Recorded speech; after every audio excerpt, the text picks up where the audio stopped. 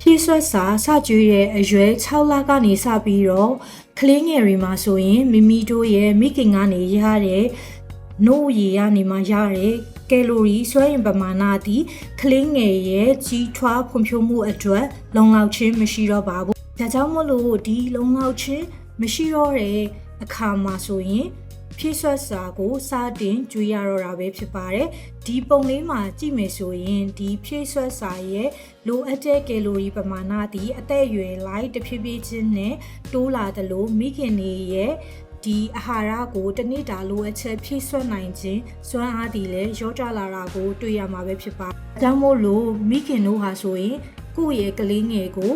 မိခင်တို့တိုက်ကျွေးခြင်းသည်2နှစ်အရွယ်ထိဇက်တိုက်ကျွေးရသွားမှာပဲဖြစ်ပါတယ်။ဒီလိုမျိုးတိုက်ကျွေးခြင်းနဲ့အတူ6လအရွယ်ကနေစပြီးတော့ဖြည့်ဆွတ်စာကိုစတင်ကျွေးသင့်ပြီဆိုပြီးတော့ WHO ကနေပြီးတော့သတ်မှတ်ထားပါတယ်။ဒီလိုမျိုးသတ်မှတ်ချက်တွေရကြည့်မယ်ဆိုရင်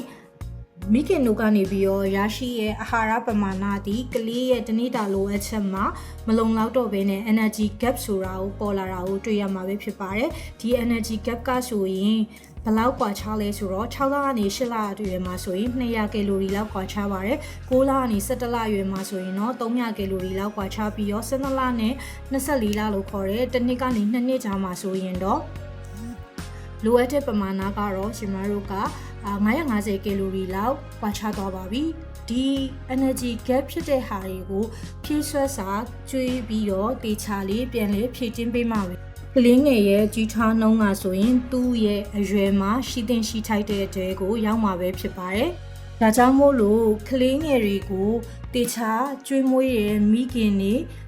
ဒါမှမဟုတ်ရင်ဖွားတွေဒါမှမဟုတ်ရင် caregiver တွေဒါတွေအားလုံးဒီကိုယ်ကလေးငယ်ရဲ့ခန္ဓာကို energy စွမ်းရည် calorie လိုအပ်ချက်ကိုပြည့်မီဖို့အတွက်တေချာလေးစူးစမ်းပေးရမှာပဲဖြစ်ပါတယ်။ကလေးငယ်တို့ကိုတေချာကျွေးမွေးပြုစုဆောင်ရှောက်တဲ့သူတိုင်း